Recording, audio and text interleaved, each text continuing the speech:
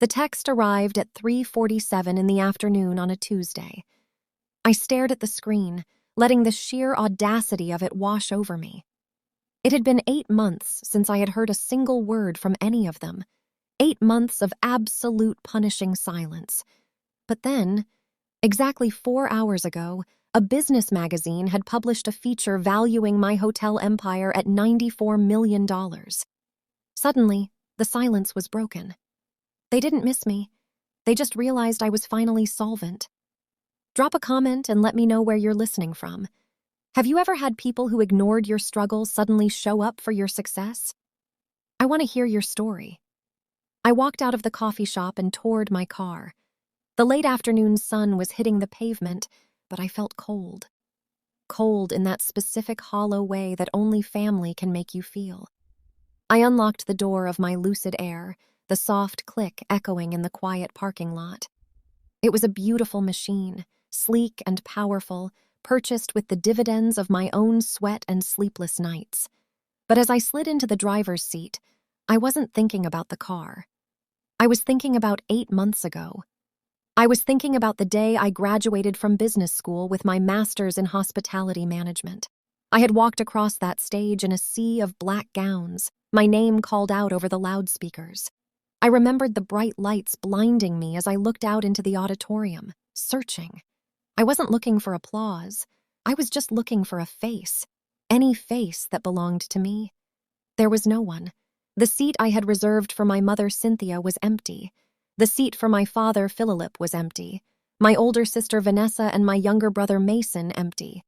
I accepted my diploma with a smile that felt like it was carved out of glass, terrified it would shatter if I moved too quickly.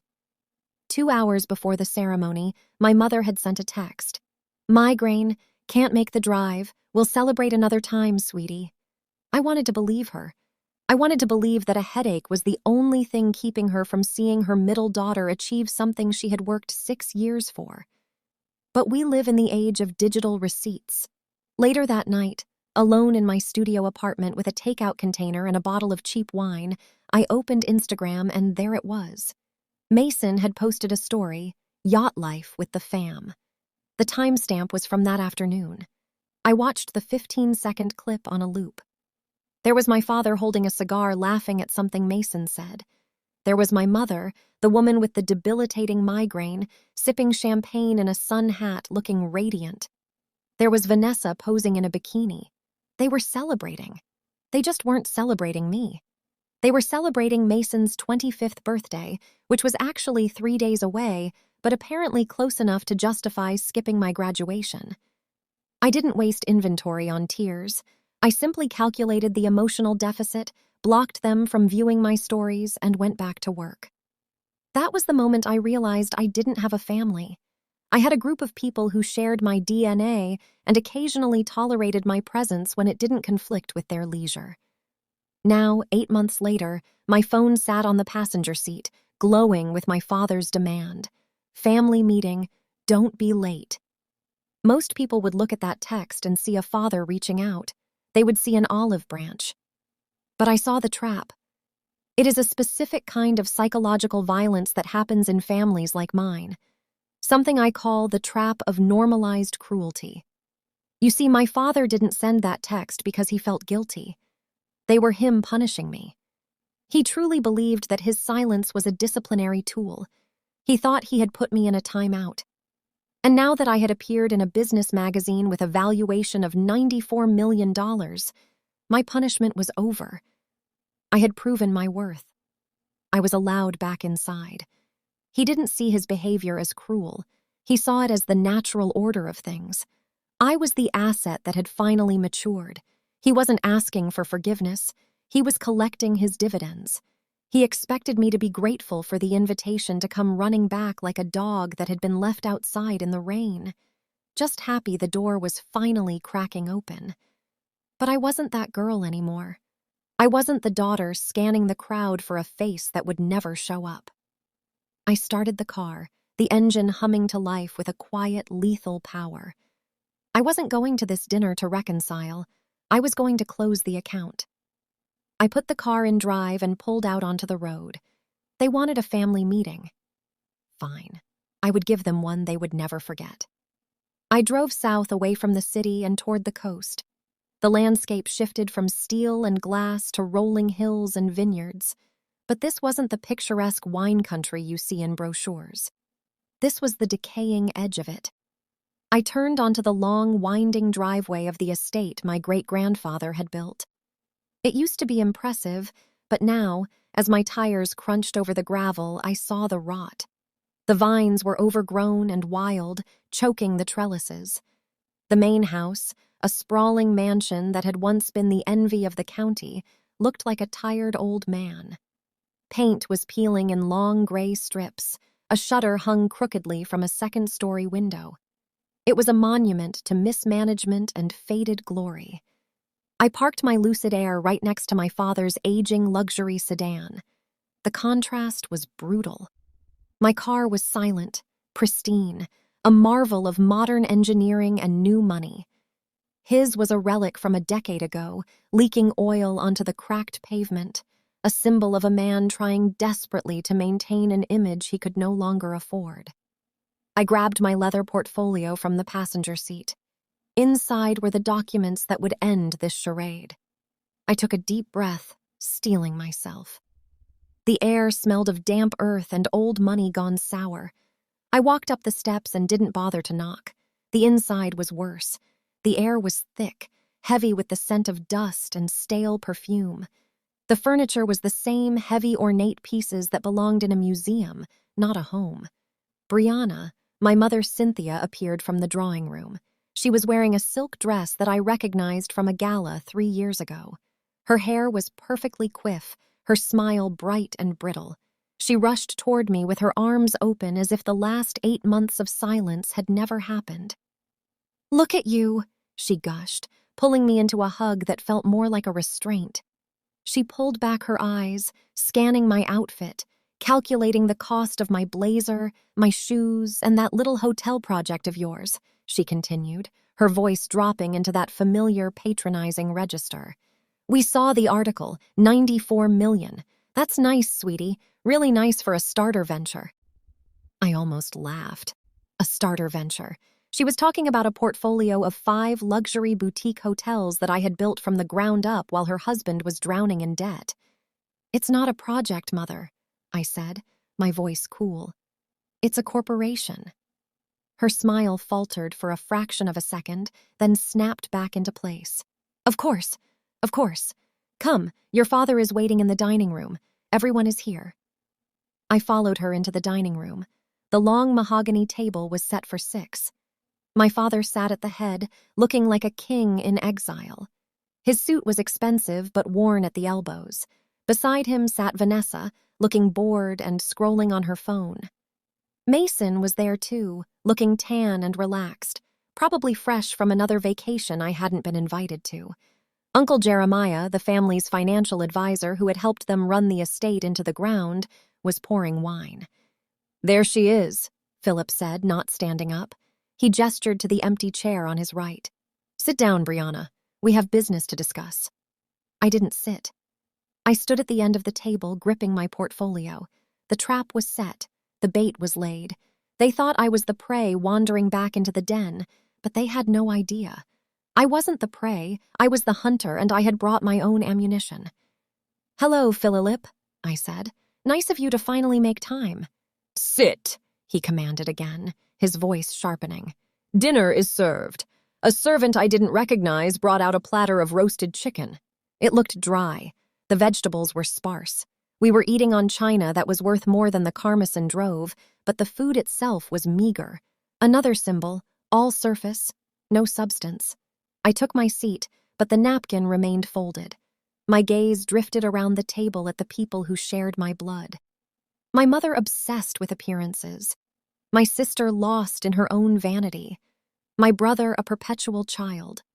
My uncle, a shark with no teeth, and my father the captain of a sinking ship, demanding I salute him as he went down.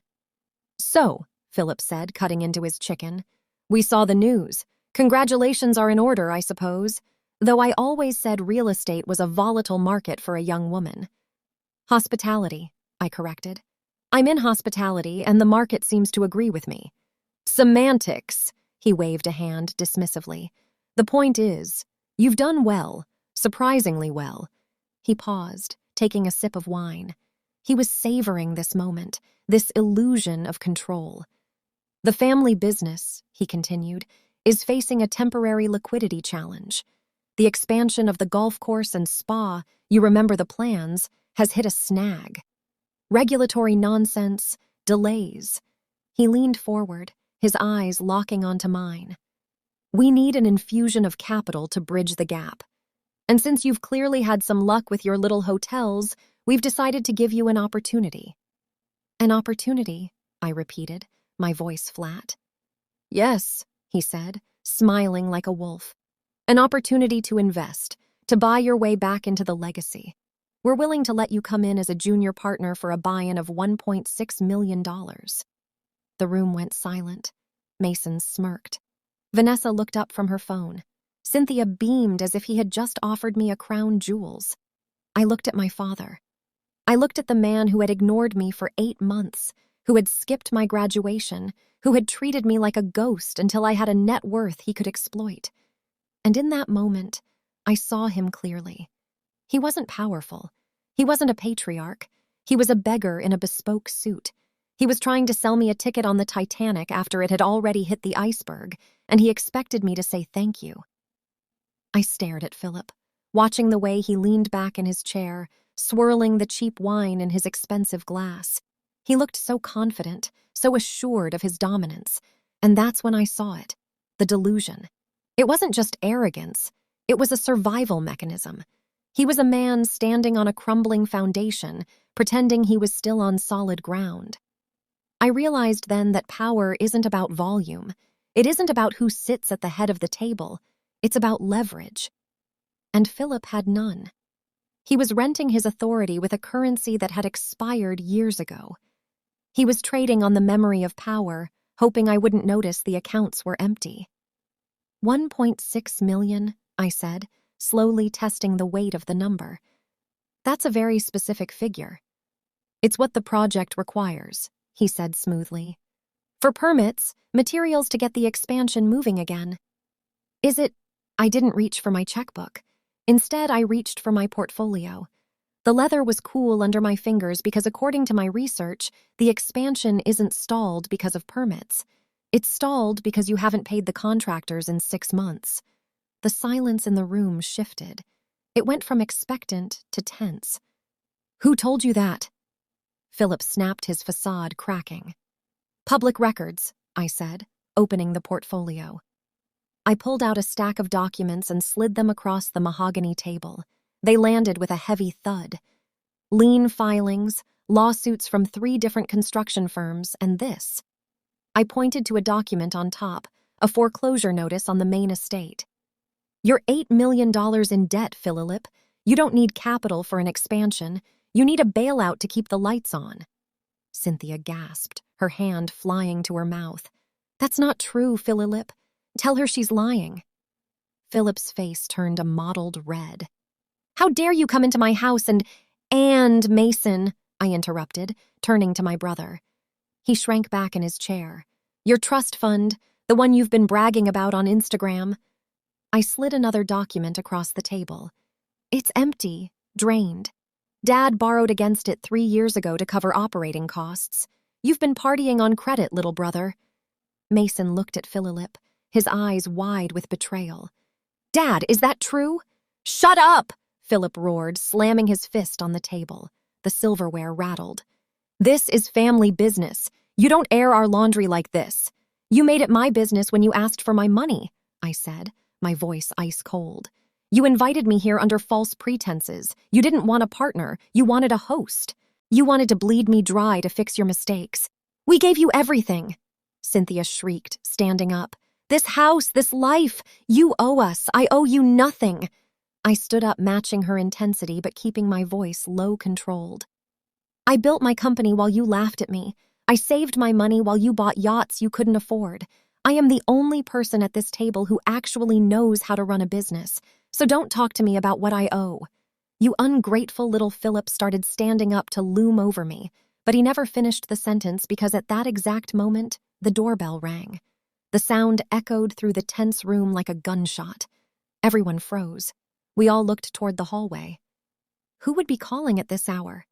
Expecting someone else to fleece, I asked.